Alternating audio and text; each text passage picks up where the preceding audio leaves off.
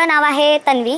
तर तन्वी ह्यासाठी मला खूप ठिकाणी म्हणजे तू ओव्हर एक्सप्रेसिव्ह आहेसच, ते तुझ्या स्वभावात दिसतं, पण मला खूप असं वाटतं की तू बऱ्याच वेळी फेक वागतेस. तर मला तुझ्या पूर्ण जर्नीमधून एक गोष्ट फील झाली की तू आत्तापर्यंत काटा जो ग्रुप आहे त्या ग्रुपला एक नंबर म्हणून वापरून घेतल्यासारखं मला जाणवलं. नात्यांचं तू नाव दिलंस, पण एक बोलतो ना गेम खेळत असतो आपण, आपला एक मुखवटा असतो आपल्या चेहऱ्यावरती, तो मुखवटा आपल्याला काढून कधी खरं सांगायचं नसतं. तर त्याप्रमाणे तू त्या सगळ्या नंबर्सला नात्यांचं नाव दिलंस आणि तू त्याच्यासोबत तू त्या जोरावरती तू पुढे जात होतीस. एक उदाहरण देते मी. जेव्हा प्रभूचं जी डील होती विशालने दिली होती मिरचीच्या वेळी, मला असं वाटतंय की जर तुला जेन्युनली मनापासून वाटत होतं प्रभूसाठी, म्हणजे तो उमेदवारीत राहावा किंवा त्याला कॅप्टन्सी मिळावी, आपलं ज्या माणसावरती खूप प्रेम असतं ना, आपण त्याच्यासाठी काही करायला तयार असतो. तर मला असं वाटतंय की तुला त्याला कधी उमेदवारी द्यायचीच नव्हती, तुला कधी त्याचा गेम अप करायचाच नव्हता, पण तू फक्त एक कारण दिलंस की मी दुश्मनाशी डील नाही करणार.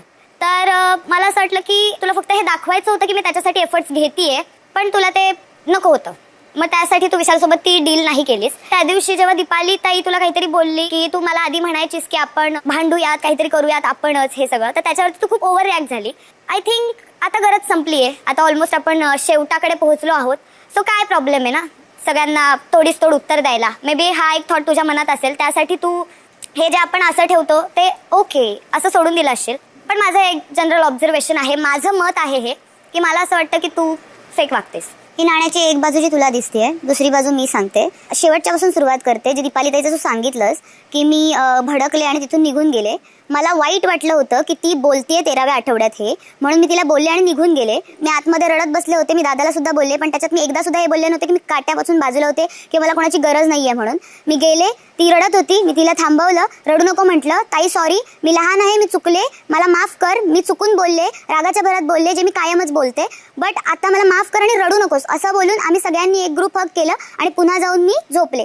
दुसरा मुद्दा प्रभूचा. मी सागर दादासोबत डील्स करत होती, मी राखीकडे गेले होते, मी सशाकडे गेले होते, मी सगळ्यांकडे गेले होते आणि मी त्याला बोलवून पण सांगत होते ज्यांच्यासोबत मी डील्स नाही करू शकत त्यांच्यासोबत तू जाऊन डील्स कर, मी करणार नाही एवढं लक्षात ठेव प्रभू. मी आता सुद्धा तेवढ्याच ताकदीने बोलेन, माझ्यासाठी म्हण किंवा काट्यासाठी म्हण, मी कधीच माझ्या दुश्मनाशी हात मिळवणी करणार नाही. मी एक वेळ हारेन आणि हा दरवाजा खोलून बाहेर जाईन, पण हारते म्हणून जिंकण्यासाठी दुश्मनाला हात देऊन उभी राहीन तर ती तन्वी कोलते कधीच होऊ शकत नाही. त्यामुळे मी हात पुढे केला नव्हता विशालकडे.